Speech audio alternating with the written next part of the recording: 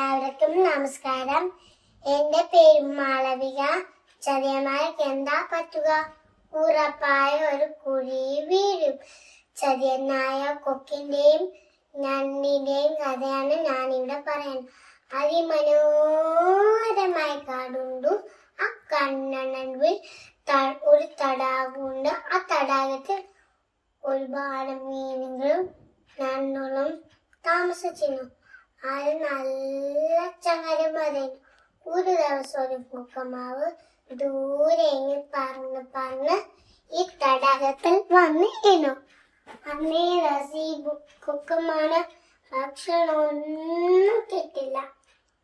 വളരെ അവശനായി. ഒരു സൂത്രം ഉപയോഗിക്കാൻ തോന്നി. പിറ്റേ ദിവസം രാവിലെ കൊക്കമാവ് പറന്ന് ഈ തടാകത്തിൽ വന്ന് ഇരുന്നു. എന്നിട്ട് പറഞ്ഞു, അല്ലയോ കൂട്ടുകാരൻ, നിങ്ങൾ ആരാണോ ഈ വെള്ളം പറ്റിക്കാൻ പോണു? എന്നിട്ട് മീനുകൾ രണ്ടും പേടിച്ചു.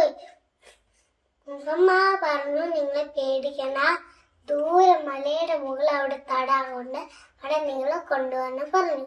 ഇങ്ങനെ കേട്ട മീനുകൾ രണ്ടും സന്തോഷമായി. ഓരോ ദിവസം ഓരോ മീനിലായി കൊത്തി പറന്ന് ദൂരെ പോയി.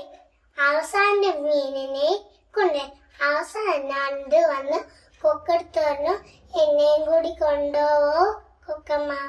ഓ, നിന്നെയും കൊണ്ടുപോവല്ല ഞണ്ടമ്മാവ. കൊക്കമ്മാവൻ ഞണ്ടെടുത്ത് പറഞ്ഞു. ഞണ്ടമ്മാവന്റെ ചുണ്ടിരുന്നു. ഞണ്ടമ്മാവ പറഞ്ഞു, വേണ്ട കൊക്കമ്മാവ, ഞാൻ നിന്നെ കഴുത്തി ഇരുന്നോളാണ് പറഞ്ഞു. ഞണ്ടിനെയും കൊണ്ട് കൊക്ക് പറന്ന് പോയി.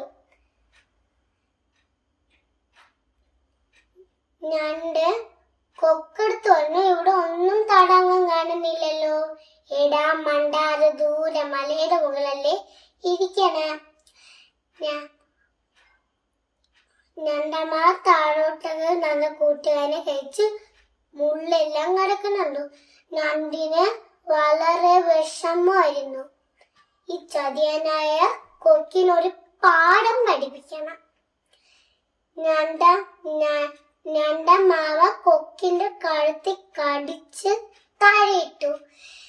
ഞണ്ടമാവ പതുക്കെ നടന്ന് അടുത്തുള്ള തടാകത്തിൽ ഞണ്ടമാവൻ പോയി. ഈ കഥയിൽ എന്താ മനസ്സിലാവുക? ചതിയന്മാർക്ക് എപ്പോഴാണെങ്കിലും ഒരു അബദ്ധം പറ്റും. Thank you.